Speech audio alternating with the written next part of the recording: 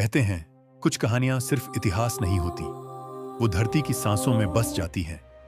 और आज जो कहानी मैं तुम्हें सुनाने जा रहा हूं वो ऐसी ही एक अमर कथा है, जहां एक मां ने अपने बच्चे को खुद अपने हाथों से नदी की लहरों में छोड़ दिया था। हाँ, वही माता कुंती और वही उनका पुत्र सूर्यपुत्र कर्ण। समय था महाभारत से भी बहुत पहले का, जब पाप पुण्य का माप समाज के डर से होता था। माता कुंती युवती थीं। महर्षि दुर्वासा के वरदान से उन्हें यह शक्ति मिली थी कि वे किसी भी देवता से संतान प्राप्त कर सकती थीं। उत्सुकता में उन्होंने सूर्यदेव का आह्वान किया और उसी क्षण एक तेजस्वी बालक का जन्म हुआ। उसके कानों में स्वर्ण कुंडल थे, शरीर पर दिव्य कवच था और उसका मुख ऐसे दमक रहा था मानो खुद सूर्य की किरणें धरती पर उतर आई हों। माता कुंती की आंखों में गर्व था, लेकिन उसी गर्व के पीछे एक भय छिपा था, समाज का भय। लोग क्या कहेंगे, ये विचार उस समय और भी भारी थे जब विवाह से पहले मातृत्व को पाप माना जाता था। और यही भय एक ऐसी कथा में बदल गया जिसने इतिहास की दिशा ही बदल दी। कहते हैं एक शांत रात थी, चांद नदी की लहरों में अपना प्रतिबिंब बिखेर रहा था। माता कुंती अपने घर के पिछवाड़े पहुंची। हाथों में एक छोटी टोकरी थी जिसमें वो नवजात बालक शांति से सो रहा था। उसकी सांसें हल्की थीं, पर चेहरा तेज से दमक रहा था। माता कुंती की आंखों से आंसू बह रहे थे, दिल कांप रहा था, लेकिन उन्होंने खुद से कहा, यह संसार उसे स्वीकार नहीं करेगा, इसे मैं नहीं बचा पाऊंगी, पर शायद यह धारा इसकी रक्षा कर ले। धीरे धीरे उन्होंने टोकरी को नदी की धारा में रखा। वह नदी थी अश्व नदी, जो आज के मध्य प्रदेश के मुरैना जिले में बहती थी। वह जल मानो स्थिर हो गया था। कहते हैं जैसे ही माता कुंती ने टोकरी को छोड़ा, हवा का झोंका चला और पानी में एक हल्की सुनहरी चमक उठी, मानो सूर्यदेव स्वयं वहां उपस्थित हों। उस क्षण माता कुंती ने अपने हाथ जोड़कर प्रार्थना की, प्रभु, यह आपका अंश है, इसकी रक्षा करना। नदी ने वह टोकरी अपने प्रवाह में समेट लिया, जैसे किसी मां ने किसी मां की पुकार सुन ली हो। धीरे धीरे वह टोकरी बहती चली गई। गांव के लोग कहते हैं कि आज भी उस जगह जहां माता कुंती खड़ी थीं, वहां मिट्टी से एक हल्की सी गर्माहट महसूस होती है, जैसे कोई दिव्य स्पर्श आज भी उस भूमि को आशीष दे रहा हो। सदियों से वह स्थान कुतवार गांव के नाम से जाना जाता है। वहीं पर आज माता कुंती मंदिर बना हुआ है।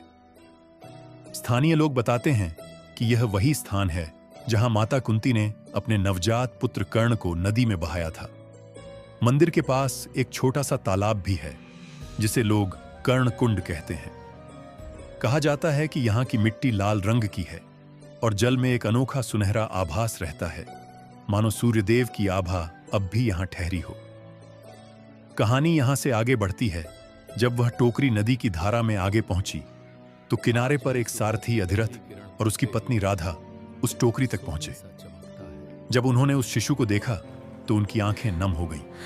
उन्होंने उसे गोद लिया, अपना पुत्र माना और उसका नाम रखा कर्ण। यह वही बालक था जो आगे चलकर दानवीर कर्ण कहलाया, जिसने जीवन भर दूसरों को दिया पर खुद अपने लिए कुछ नहीं मांगा। लेकिन सोचिए, वह क्षण माता कुंती के लिए कैसा रहा होगा। वो रात जब उन्होंने अपने बच्चे को छोड़ा, क्या उन्होंने सोचा होगा कि वही बच्चा एक दिन उनके दूसरे पुत्रों पांडवों के सामने युद्ध भूमि में खड़ा होगा।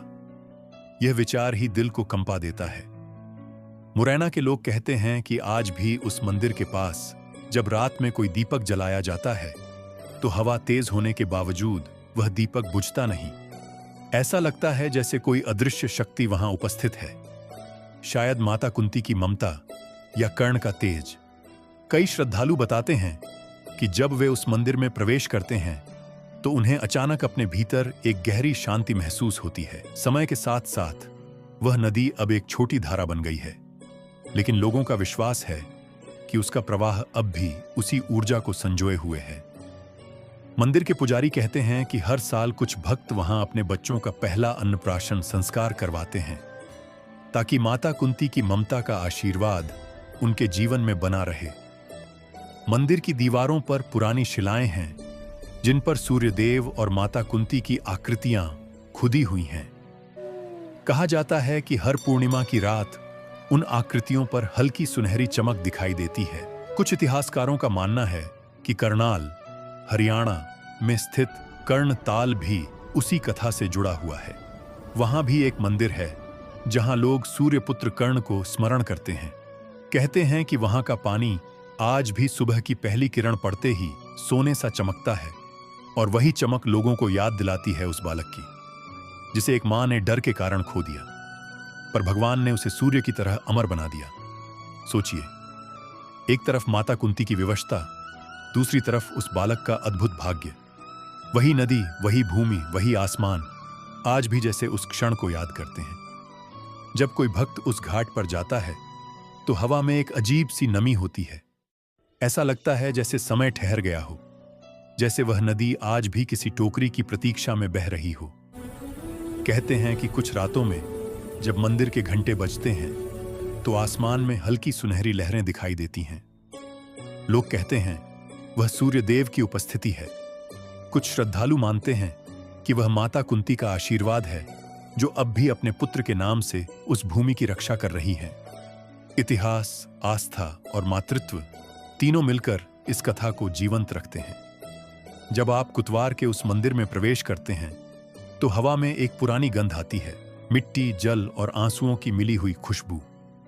मंदिर की घंटी की ध्वनि जैसे कहती है, हर मां अपने बच्चे के लिए कुछ भी कर सकती है, और कभी-कभी वह त्याग भी उस ममता का ही रूप होता है। कहानी चाहे हजारों साल पुरानी हो, पर उसकी सांस आज भी इस धरती पर बह रही है। जहां माता कुंती ने अपने पुत्र को नदी में छोड़ा था, वही धारा आज भी बह रही है।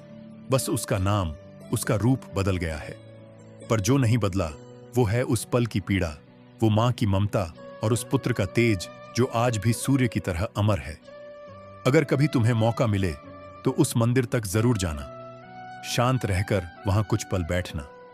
शायद तुम्हें हवा में वह हल्की सी आवाज सुनाई दे, जैसे कोई मां अब भी अपने बेटे को पुकार रही हो। कर्ण, और शायद उसी पल तुम समझ पाओगे कि इतिहास सिर्फ लिखा नहीं जाता, वह मिट्टी में, नदी में और हवा में जिंदा रहता है। तो मित्रों, अगर दानवीर कर्ण की ये अद्भुत गाथा आपको पसंद आई हो तो इसे एक लाइक करके कमेंट में अपनी राय लिखें। चैनल पर नए हो तो इसे सब्सक्राइब करके बेल आइकन को प्रेस करें ताकि अगली वीडियो आप तक जल्द ही पहुंच सकें। जय श्री कृष्ण।